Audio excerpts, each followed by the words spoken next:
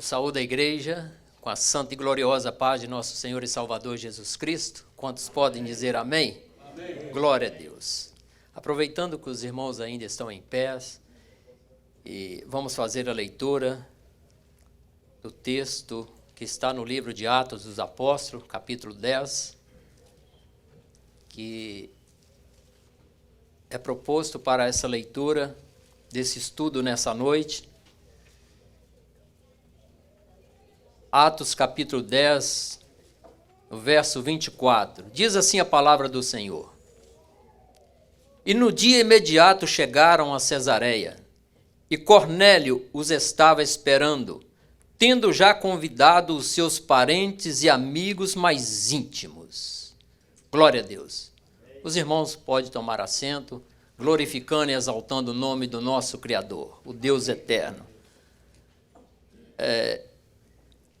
Eu gostaria nessa noite de agradecer ao nosso eterno e soberano Deus. Eu sempre digo que ninguém pega o Senhor de surpresa. Às vezes nós somos surpreendidos, mas Deus ninguém pega de surpresa. E eu estou aqui nessa noite porque aprove Ele tocar no coração do nosso pastor, e eu já gostaria de agradecer também ao nosso pastor, na presença aí do pastor Ismael, pastor Alci, toda a gratidão a cada um de vocês também.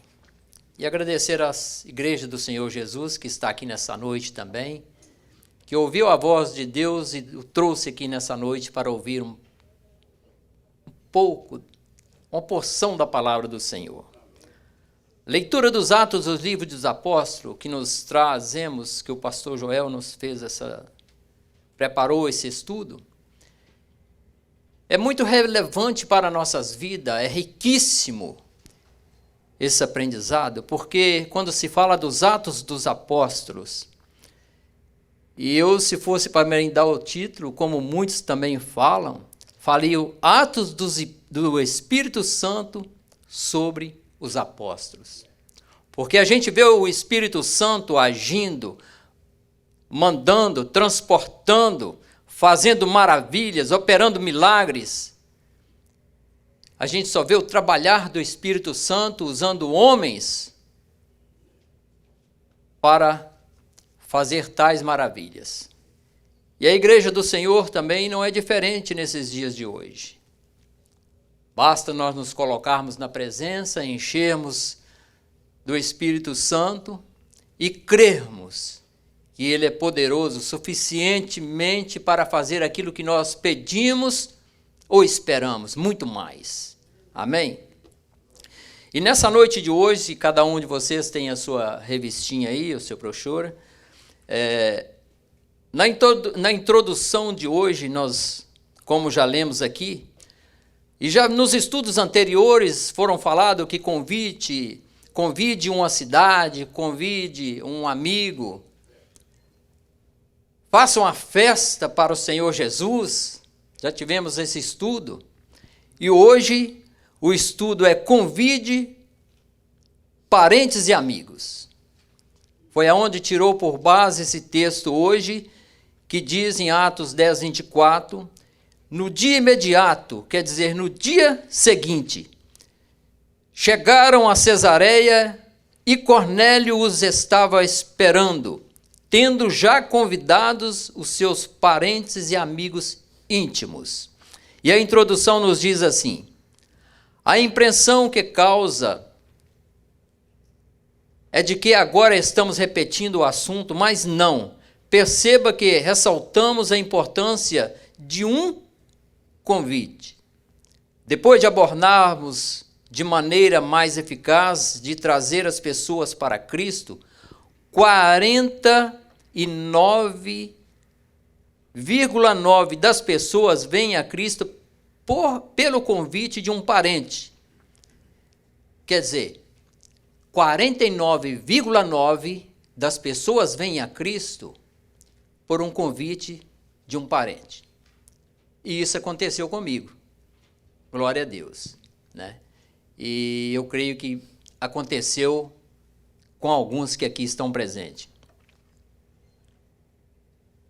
Logo atrás vem o convite de um amigo e logo depois o convite de alguém que, mesmo sendo uma pessoa descredibilizada, mas tendo encontrado o Senhor Jesus, recebeu tal poder para convidar os habitantes de uma cidade e muitos saírem dos termos da cidade para conhecer o Messias, o Salvador, o Senhor Jesus Cristo. Glória a Deus. Nós vemos que muitos, mesmo sem credibilidade, nós já estudamos aqui, que foi no caso de João 4, né? Que quando aquela mulher samaritana, sem credibilidade nenhuma, ela saiu, teve um encontro, Jesus o chamou, teve um encontro com Jesus, e a partir daquele momento ela foi ser uma missionária naquela cidade, e ela trouxe a toda a cidade para conhecer o Senhor Jesus Cristo, nosso Salvador. Mas a Bíblia abre o leque e mostra que há muitas maneiras válidas para alcançar alguém para Cristo. O apóstolo Paulo disse que se fez tudo para com todos, para de todas as formas chegar a ganhar a alguns. A forma que Levi escolheu foi dar um banquete para o Senhor Jesus e convidar homens pecadores para conhecê-lo. Ora, o apóstolo Paulo, ele fez de tudo para que alcançasse alguns, mas ele se esforçou, ele lutou para fazer isso, mas isso foi tudo depois do encontro que ele teve com o Senhor Jesus. Depois que nós temos um encontro com o Senhor Jesus, a nossa vida é diferente. Depois que nós encontramos o Senhor Jesus, nós queremos expressar as maravilhas que ele faz através da sua palavra, o que ele vem agindo na nossa vida dia após dia, né? E isso não foi diferente. Olha, o apóstolo Paulo, ele ganha almas para o Senhor Jesus de várias formas, de várias maneiras, e acabamos de ler esses livros do Atos dos Apóstolos. Agora, quanto sofrimento o apóstolo Paulo passou pelo evangelho do Senhor Jesus. Eu abro um parênteses aqui agora e vejo que nós somos servos do Senhor Jesus, temos toda a ordenança do Senhor Jesus, quando ele disse lá em Marcos capítulo 16, verso 15, que ele diz: ide a todo mundo e pregai o evangelho a toda criatura. Aquele que crer e for batizado será salvo, mas o que não crer será condenado. E disse: e vós pegarão serpentes e escorpiões, e se beber alguma coisa mortífera não lhe fará dano algum, e terão poder para expulsar demônios, curar a enfermidade. Isso é um legado que o Senhor Jesus deixou para a igreja dele na face da terra, e parece que nós estamos fechados só no conhecimento, e nós não expandimos na nossa capacidade, através do Senhor Jesus, que ele tem nos ordenado a isso. E eu fecho o parênteses e volto aqui. Levi, quando ele encontrou com Jesus, Levi é um Mateus. Mateus, quando ele encontrou com o Senhor Jesus, Jesus viu Mateus sentado na sua tesouraria, na sua cobrança lá. Quando viu ele sentado, falou assim: Levi, Mateus, me acompanha, me segue. Imediatamente ele largou tudo e acompanhou Jesus, um chamado específico. Mas quando Levi chegou e ele se agradou do Senhor Jesus, tanto, e aquela palavra rema, aquela palavra que vai de encontro ao combate, às aflições, aquele peso que caiu dos ombros de Levi, ele, na mesma hora, ele fala assim: opa, isso não pode ficar só comigo. Eu vou preparar uma festa para os meus amigos e vou convidar Jesus. Glória a Jesus. Quando nós vimos lá no livro de São Lucas, capítulo 5, né, versos 6 ou 7, nós vamos ver bem essa chamada específica, essa preparação dessa festa, esse banquete que Levi ou Mateus preparou para o Senhor Jesus. E ali ele não importou quanto ele gastava, o quanto ele ia dispor de dinheiro, ele queria fazer uma festa para o Senhor Jesus. E muitas vezes nós queremos fazer uma festa, queremos que uns amigos nossos chegamos ao Senhor Jesus, mas nós queremos segurar alguma coisa. Agora, o que eu tenho segurado e o que você tenha segurado, que às vezes podemos liberar um pouquinho mais e fazer um grande banquete para o Senhor Jesus, convidar o pecador para que venha ao arrependimento, que venha ser salvo e ser liberto do pecado mortal. Desculpa, com licença. Mas um dos mais interessantes convites, ainda na introdução, mas um dos mais interessantes convites foi o de Cornélio, um homem justo que, mesmo sendo gentil e mesmo sendo alguém muito importante, um centurião da corte italiana, era piedoso e conduzia toda a sua casa para temer, e ele próprio, de contínuo, orava a Deus. Após receber uma visão de Deus, onde um anjo que o orientava, que ele enviasse homens a Jope, a chamar a Pedro para que venha à sua casa, quando Pedro finalmente chega, Cornélio estava pronto para recebê-lo, havendo convidado seus parentes e amigos para ouvirem tudo quanto de Deus Pedro tinha para dizer. Olha que ele preparou. Aqui mais uma vez, e agora na casa de um gentil, se estabelece o princípio da família cristã. Esse princípio é tão importante que o Senhor Jesus, o Senhor Deus, não restringe as casas dos crentes, mas deixa na sua palavra a clara abertura para que seja, já está na página 2 aí, para que seja feita em qualquer lugar com os que você convidar, para que todos possam ouvir tudo quanto Deus tem para lhes falar. Olha que quando, mesmo na casa de um gentil, quando Deus deu essa visão para Cornélio, ele acreditou na visão porque ele também buscava a Deus. Mesmo ele sendo gentil. O que era um gentil? Na raiz da palavra, essas são dizer nações. Quando Deus vem sempre falando, o meu povo não mistura com essas nações. O meu povo não se dá casamento e nem se casa com filhos ou filhas dessas nações. Esse povo foi tomado como gentil. Esse povo que não pertencia à nação judaica, eram tidos como gentil. Mas todo aquele que não é judeu é um gentil. E Deus chama Abraão, faz Abraão um pacto e fala: você é meu povo, você será, eu serei o seu Deus, você será o meu povo. Então isso tudo abrange. Mas Deus não esqueceu que houve também a oração de um gentil, aquele povo que não pertence ao judeu, que foi o meu caso, e foi o caso de muitos, ou quase todos, que estão aqui.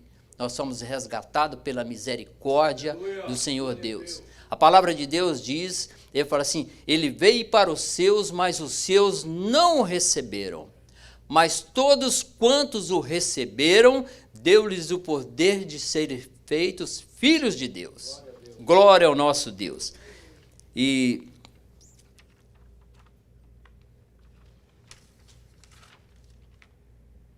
qualidades que dão resultado.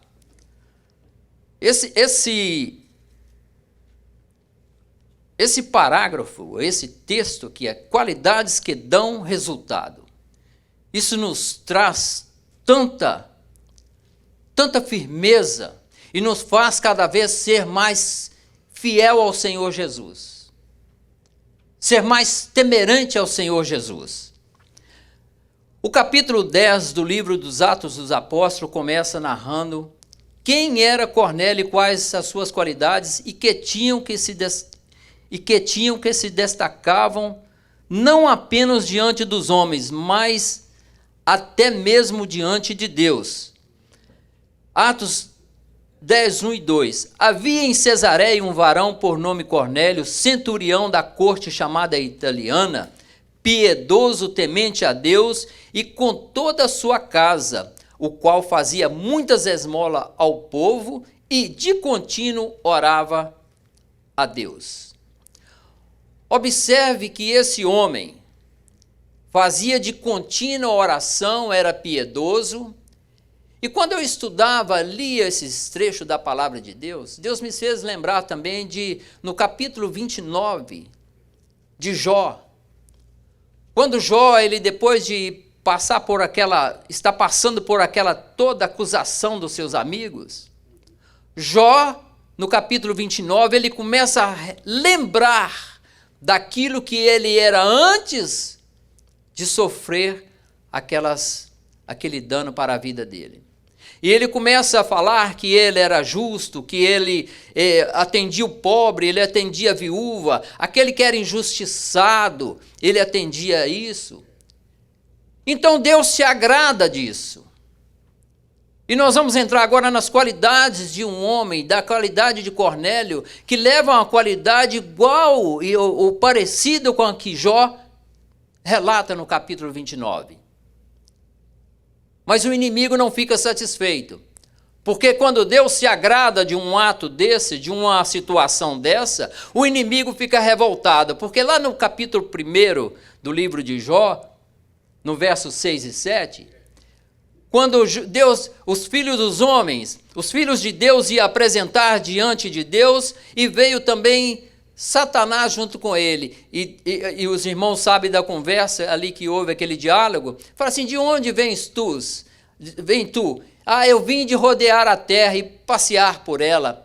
Ah, você viste ali o meu servo fiel, Jó, servo fiel, justo, temente a Deus, foge da aparência do mal? Aí nós sabemos muito bem da história. Ele não fica contente. Mas o que nós tiramos dessa lição é que Deus observa todo o ato que nós fazemos, todo o ato do ser humano que se faz, Deus está observando e está nos olhando. Observe a reputação de Cornélio. Piedoso. A pessoa piedosa é aquela que se compadece com o sofrimento alheio. Esse é um sentimento divino, ou seja, um sentimento que vem de Deus, antes mesmo que o homem existisse, sabendo que ele pecaria e cairia da alta posição da comunhão com Deus. O nosso Pai Celestial teve compaixão de nós pelo sofrimento que sabia que viveríamos distante dele. Então, em sua piedade, nos proveu a remissão, o resgate, a salvação. Olha que quando Deus, na sua presciência, na sua onisciência, ele vê que o homem, na queda do homem, ia fora dele, fora da presença dele, que nós não somos nada sem a presença de Deus, sem a presença do Espírito Santo de Deus. Ele vendo na sua presciência, ele já proveu naquele tempo um escape, um resgate para nós voltarmos a Ele, a salvação em Cristo Jesus. Cornélio tinha esse sentimento de Deus no seu coração. Ele compadecia com o sofrimento alheio, e isso era reconhecido pelas pessoas. Lá no livro de Atos, capítulo 10, o verso 22, tendo bom testemunho de toda a nação judaica. Olha como era Cornélio, mesmo sendo um ímpio, um judeu. Ele tinha conhecimento de toda a nação judaica, que ele era um homem temente a Deus, que ele, um homem que tinha tudo ali, era piedoso, né, para com todos. Então, isso é muito importante. Temente a Deus.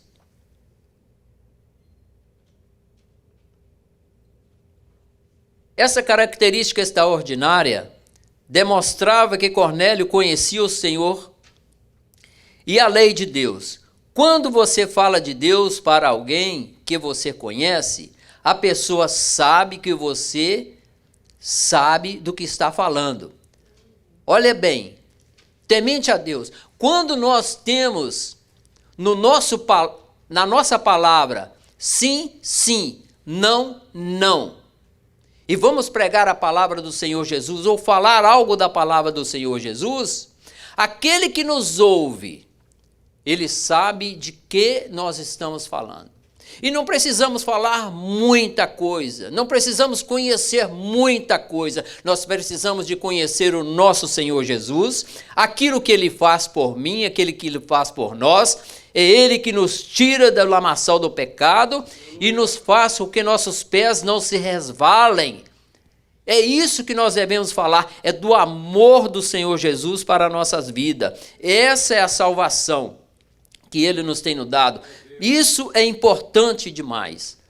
Generoso. Na página 3 aí nós vamos, a generosidade e a benevolência, a bondade de Deus é um dos principais atributos divinos.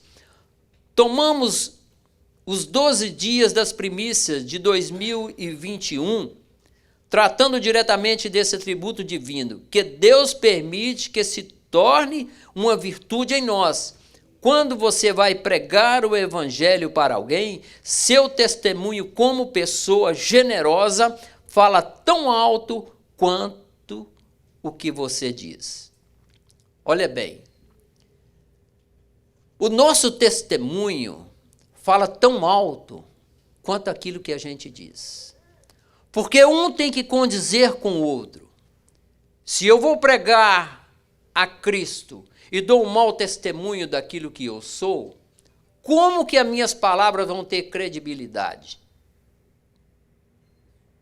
É só pelo poder de Deus para que alcance o pecador. Mas a primeira coisa que Ele olha, Ele quer olhar em nós. Ele quer ver em nós o brilho de Cristo. E aquele que se apresenta a este mundo, como nós estamos apresentando a este mundo, dia, momento após momento, nós devemos levar nos nossos rostos, levar no nosso paladar, na nossa palavra, o sabor de Cristo, a luz de Cristo. Lá em Mateus 5,14 ele diz que nós somos a luz do mundo. 13 ele diz que nós somos o sal da terra. Então nós temos que ter isso na nossa mente para levarmos ao nosso Senhor Jesus. Comunhão com Deus, ainda na página 3. De contínuo orava a Deus. Aqui está o segredo de tantas maravilhas que Cornélio viveu. A sua comunhão com Deus foi através dela que ele reconheceu que tivera uma visão que era verdadeiramente de Deus, porque ele conhecia a Deus. Foi através da sua comunhão com Deus que ele obedeceu a toda orientação divina que recebera na visão. Foi por causa da sua comunhão com Deus que ele, sem temer um vexame, convidou parentes e amigos para virem a uma reunião na sua casa com uma pessoa que jamais tinha visto e sequer conhecia, mas ele sabia que era enviada por Deus. Olha aqui como uma pessoa que temia a Deus, que falava com Deus, orava a Deus, buscava a Deus, quando Deus se revelou a ele, ele sabia e tinha convicção que aquela chamada, que aquelas palavras, que aquela visão era de Deus. Ele não questionou nada, imediatamente ele saiu daquela visão e ordenou aos seus servos que fossem buscar a Pedro, né? Olha bem como que essa comunhão que nos traz a edificação para os nossos dias. é a comunhão com Deus, é a oração, é a busca. Foi pela sua comunhão, ainda na página 3, foi pela sua comunhão com Deus que Cornélio discerniu que o apóstolo Pedro tinha uma mensagem do céu para a sua vida. Por causa da sua piedade, do seu temor a Deus, da sua generosidade e comunhão com Deus, Cornélio não poderia admitir receber um mensageiro e uma mensagem de Deus na sua casa e ficar só para ele. Ele tinha que compartilhar. Esse é o princípio da família cristã. Foi por causa da comunhão com Deus que todos foram cheios do Espírito Santo. Glória a Deus. Ele, depois dele receber essa visão, ele não conseguiu, ele sabia que ia buscar um homem de Deus, ia vir na sua casa e Deus tinha uma mensagem para ele. Mas ele falou assim, eu não posso ficar com essa mensagem só para mim. Essa mensagem eu tenho que compartilhar com meus amigos, com meus familiares. Eu vou fazer uma festa aqui, eu não importo quantos novilhos eu vou matar, eu não sei quantas ovelhas eu vou matar, eu só sei que eu vou fazer uma festa e vou chamar meus amigos para que com eles venham a palavra de Deus. E naquele dia houve grande festa e houve batismo no Espírito Santo e a alegria foi completa. Com certeza, um convite de Cornélio para a reunião em sua casa não era suspeito de qualquer pessoa. Cornélio tinha credibilidade. A gente fala em credibilidade, Cornélio tinha credibilidade. Já imagina que quando uma pessoa faz um convite para a gente e a gente fala assim, será que vai? Será que é mesmo? E a gente pode confiar? Não. Aqui Cornélio tinha credibilidade, mesmo ele não sendo judeu, mesmo ele sendo um gentio, ele tinha credibilidade, e tinha credibilidade não só com os homens, mas ele tinha credibilidade também com Deus, e Deus precisava completar a obra que ele tinha na vida dele, que era salvar ele e toda a sua casa. Glória a Jesus. Na página 4, as pessoas precisam de Deus. Uma das mais lindas canções escritas por Steve Green tem por título People Need the Lord. O povo precisa do Senhor. E vamos ler aqui essa poesia, essa canção, né? E olha que vamos prestar bem atenção nas frases dessa canção, dessa letra, como que é a realidade que nós vemos em muitas dessas frases. Diz assim o Steve Green, todos os dias elas passam por mim, eu posso ver isso em seus olhos, pessoas vazias, cheias de cuidado, dirigindo-se quem sabe para onde, no caminho por dor privada, vivendo de medo em medo, o riso esconde seus gritos silenciosos, só Jesus. As pessoas precisam do Senhor, as pessoas precisam do Senhor. No final dos sonhos desfeitos, Ele é a porta aberta. As pessoas precisam do Senhor, as pessoas precisam do Senhor. Quando perceberemos que as pessoas precisam do Senhor. Somos chamados a levar a luz para um mundo onde o errado parece certo, que o custo poderia ser tão grande para compartilhar a vida com alguém que está perdido. Através do seu amor, nossos corações podem sentir toda a dor que eles carregam. Eles precisam ouvir as palavras da vida. Só nós podemos compartilhar. Olha bem que quão lindo e maravilhoso isso aí, quando eles dizem assim, as pessoas vazias, cheias de cuidado.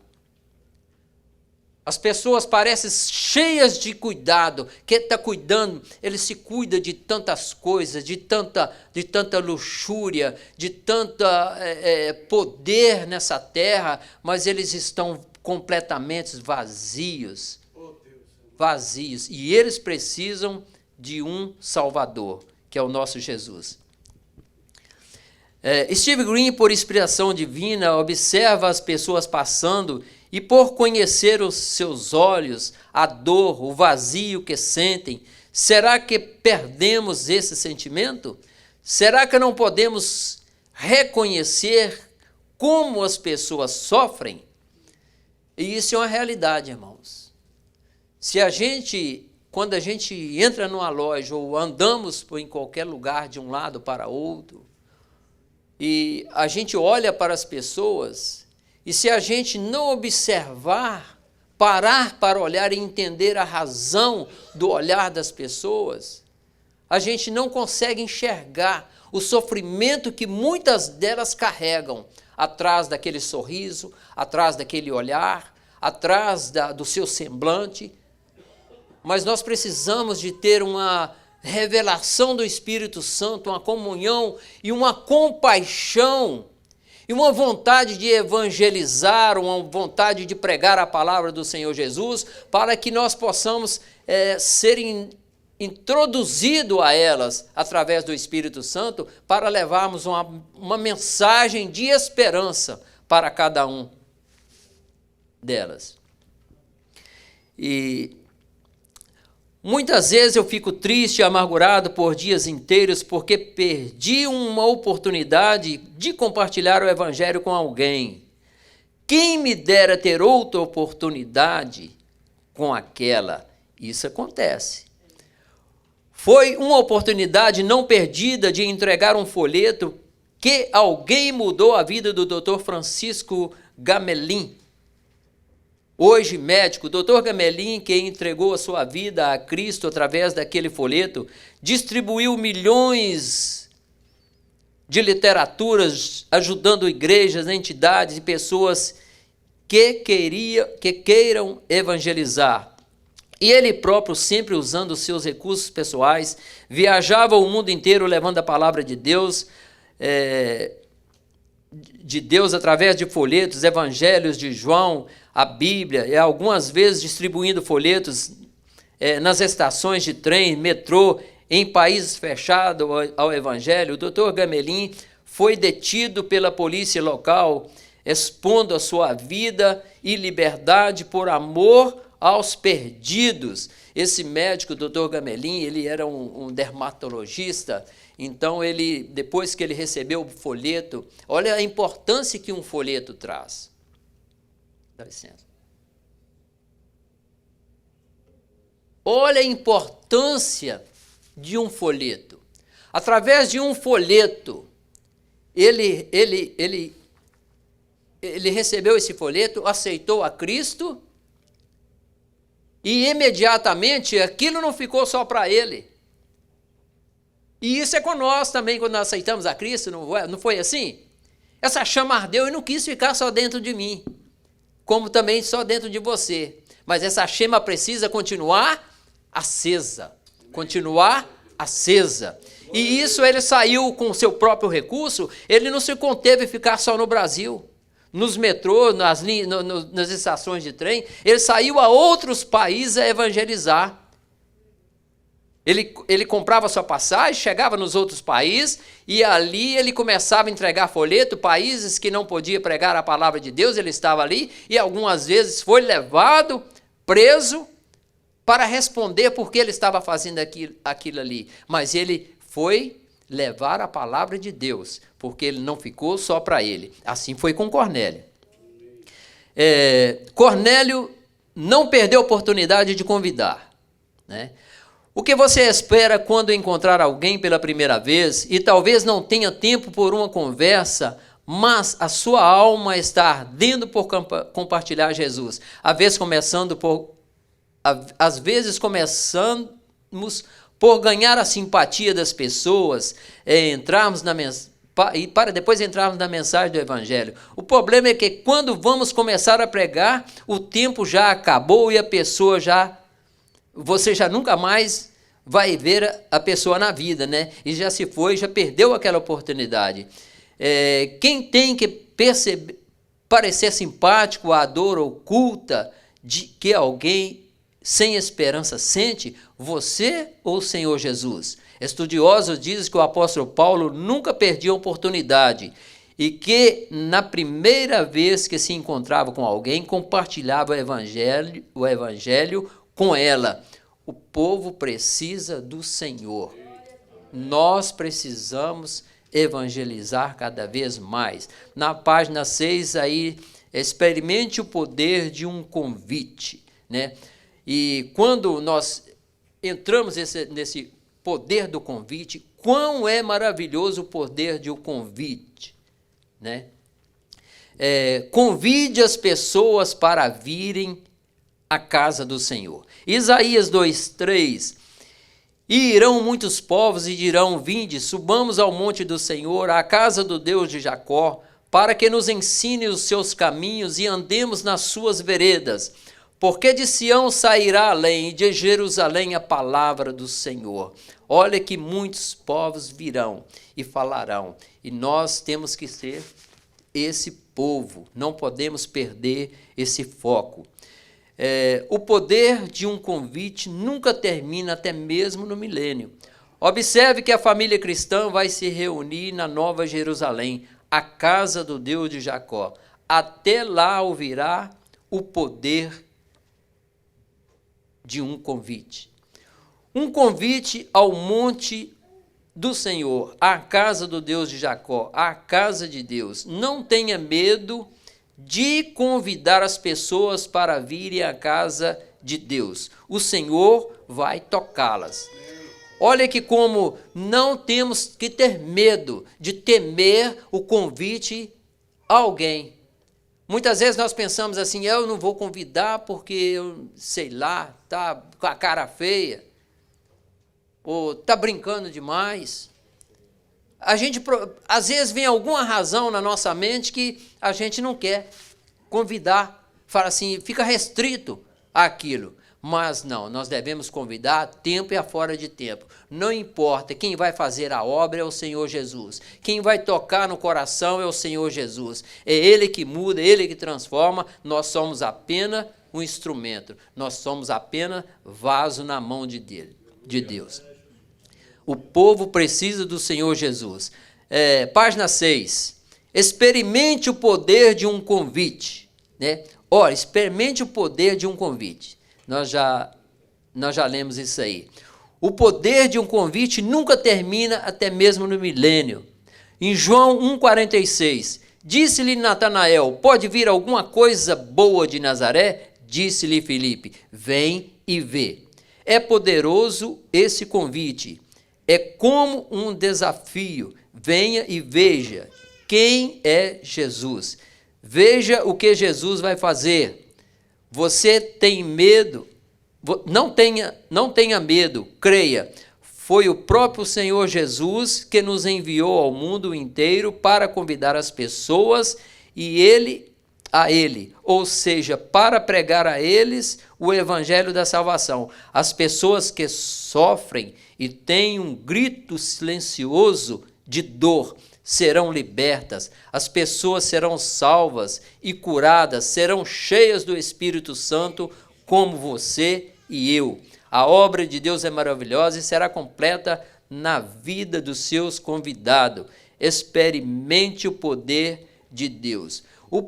Experimente o poder de um convite. O poder do convite, ele é tão tremendo que a gente nunca espera o efeito que ele pode surgir no convite. Quando a minha filha foi casar, a minha filha mais nova, o meu irmão, ele só ligava, no Natal, vem passar o Natal comigo, eu só vou se puder levar alguma bebida. Eu falei assim, então não vem você, mas a bebida não. E foi assim por algum tempo. alguns anos. Quando a minha filha foi casar, eu convidei para ele, e ele, aquelas brincadeiras que eles fazem, né? Passeou, irmão, e aquelas coisinhas. E eu sempre mantendo a palavra firme com ele, e orando por isso.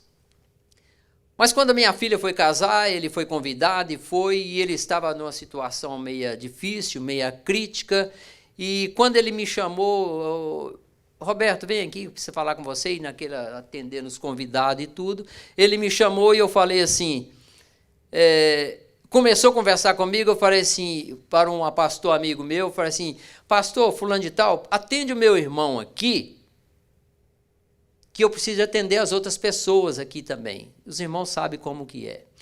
E naquele instante ele conversou com ele, depois eles conversam, cheguei perto dele, falei, já está tudo resolvido com seu irmão aqui.